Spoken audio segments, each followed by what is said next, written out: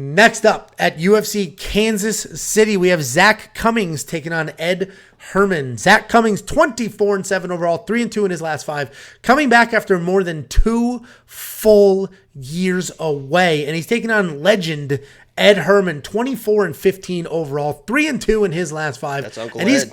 He's coming. He looks. That's Uncle Ed, baby. He's coming back after a year Damn it. and a half away. Damn it, what? Kind of looks like me, right? Should have kept the beard. You will not be aging well. That does look like... We're almost the same age. How good am I doing, huh? Well, that's what happens when you stay indoors. I actually got a nice tan. Actually, the last time you went outside, you got fucking cancer. So, yeah. Stay inside. Anyway, Ed Herman is a legitimate MMA veteran. This guy has 40 professional fights over a 20-year pro career. Early in his career, he beat Glover Teixeira. In 2005, I was training with Glover in bumfuck Newtown, Connecticut, where I'm from, in the wrestling gym, and he went off that weekend to fight Ed Herman. Nobody knew who Ed Herman was. Came back, lost. But that was one of the fights that got him discovered by Chuck Liddell's team, and they're like, wow, you're tough, you're great, we can make you something. Anyway, Ed Herman's tried and true vet, been around forever, fought some of the best to do it. He is on the wrong side of 40, meaning he's over 40. I said that in my quick picks video, he's on the wrong side of 40, and somebody was like, you idiot, you don't even know what it means. You're going to say wrong side of 40 in a video not knowing what it means? It means older than 45. It's like, what? That means wrong side of 45, you Those dumb are the same dick. people. It's like, where's the transparent thing? Like, I saw that comment. Actually, Josh, our web guy, sent it to me, and I saw that, and I was like, this person literally took the time to be that aggressively this person wrong. Somehow has a driver's license and an actual job, and somehow gets through life just being that fucking stupid. And there's a lot of people out there like that. You just look at them like, how do you even do anything? How do you pay your tax? How do you do anything in your life? It's not even, was he atrociously wrong? Wrong side of 40 means you're over 40. Everybody knows that. Atrociously wrong. He then took the time to get on his phone, clenching his teeth. How could you say that? You don't even know what it means. Send. I'm the best. I can't wait to see how many likes I get on that comment. It's very bizarre behavior. Anyway, Ed Herman, all the things. Primarily a grappler, right? He wants to come forward. He'll strike, but he wants to get it to the ground. He's old. He's slow, but he is tough. He's got all the veteran craftiness and tough. I'm going to emphasize tough. He just went the distance with Alonzo Menafield, who is an absolute savage, about a year and a half ago. And he's taking on Zak Cummings. Zak Cummings coming back after 2 years away from really serious back injuries. He didn't just take some time off. He had some legitimate back injuries. He's sort of a pot shot striker. He's going to throw one thing at a time. He does have some power. He's also not particularly fast. And he doesn't really throw combinations, but if he does see blood, he is just going to bomb lefts and try to get you out of there. And if he is on the wrong side of some exchanges, he can work in some takedowns as well.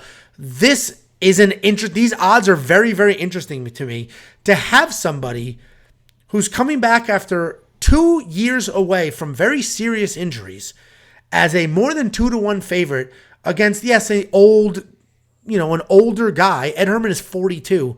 How old do you think Zak Cummings is? I bet he's on the right side of 40. He's on the right side of 40. He's 38. Like, these odds for a 38-year-old with some serious injuries who hasn't fought in 2.5 years just seem a little bizarre to me. I'm still going to pick Zak Cummings because, Ed Herman is a little older, is a little slower. Neither guy has fought in the last year. Neither one's young. Neither one is just naturally athletic or fast. This is going to be a sloppy fight. Absolutely nobody should bet on this fight under any circumstances whatsoever. Zak's going to be the pick literally because of those 4 years of youth. But the reality is this is a crazy fight on a good card. Ed Herman's too tough to get finished, so I'm definitely not betting Zak. I'm not pitting Zak, putting Zak in my lineup, but he'll be the pick. What do you think, Jakey boy? Yeah. I think it should have been the co-main. I think this fight should have been the goddamn co-main. I mean, this is the old. You want to talk about old school? This is probably the last fight we have left of like the old school UFC kind of brawling style, because that's exactly what kind of both these guys are. Zach a little bit more technical, but I mean, Ed Herman is just that hands low, just gonna eat his shot. Just throw one back. Doesn't give a shit about anything. Tough as nails. As Angel mentioned, the Alonzo Menifield fight was eating some shots, hung in there.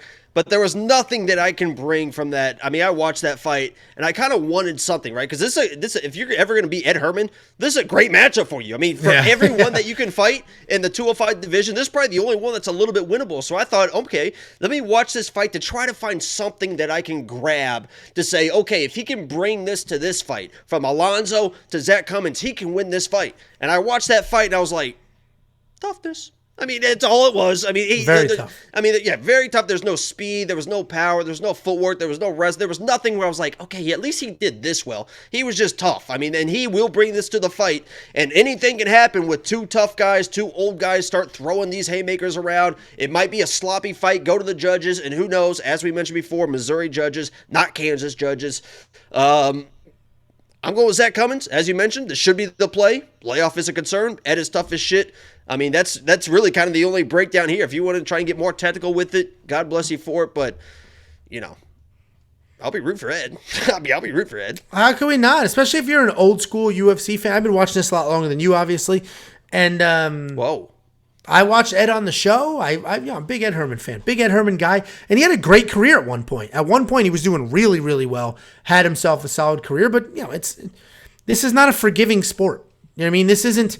I mean, freaking Odell Beckham somehow is bouncing between Phil teams. Mickelson nearly won the Masters at 53. Is he 53? Yeah. Seems like he's older than that.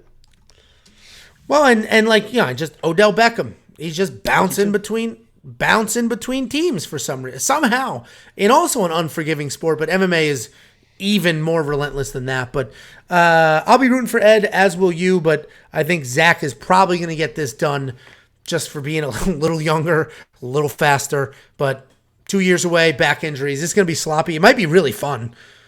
But no bets here. Definitely not going to touch DraftKings. I'm not spending $9,600 on Zak Cummings when Ed Herman is tough. Alonzo Menifield couldn't get him out of there. I don't see Zak Cummings doing. Alonzo Menifield hits like a freight train. Yeah, that's a wild, like I said in the chat. He might be the least owned person definitely this week, but maybe of all time. $9,600 for a guy like Zak Cummings. It's like, actually, I think we do DraftKings ownership projections. We have a full DraftKings cheat sheet. You're going to get ownership, leverage. You're going to get an optimizer, all that stuff. Our ownership, I don't talk about it enough. Our ownership projections are literally statistically the best in this game, better than Roto Grinders and all these massive companies. We got a guy, there's two Joshes that work here. We've got one of them is working on stats. That's what he does. He puts together the 38 column spreadsheet. He puts together the cheat sheets. He does the ownerships. He puts those together. He has like 7 or 8 different sources. Then he weights those sources against each other. So our ownership projections for DraftKings are our own number. There's not, if anybody else has our numbers, they literally bought it and copied it, just like that dude who stole my safety parlay and tweeted it like it was his own. This son of a bitch. And now everybody thinks he's a genius because that safety parlay crushed. There was probably a lot of people that were stealing my pay-per-view bets too, because I was killing pay-per-views and they just got fucking destroyed, thinking I'm just gonna win because I was winning. I mean, I won 20, 15, like 10 in the 3 of the last 4 pay-per-views. I was on like 40 fucking units. So there's probably people like, oh, he's gonna kill it. Here, buy my bets. Here's my premium. Buy my bets. And they got fucking destroyed. So it might work out in the long run for us. We'll see what happens. But anyway, our ownership numbers are fantastic. Last week, I think Chase Sherman might be the lowest owned fighter in history because he was $8,800. Oh yeah. Against a guy that was going to murder. He was $8,800 as a plus 350 underdog, but didn't end up working out that way. WeOnPicks.com if you want to unlock all of the fantasy premium content. It's included with everything. It's $10 for literally Izzy's in here. everything. Holy shit. That's incredible. Holy shit.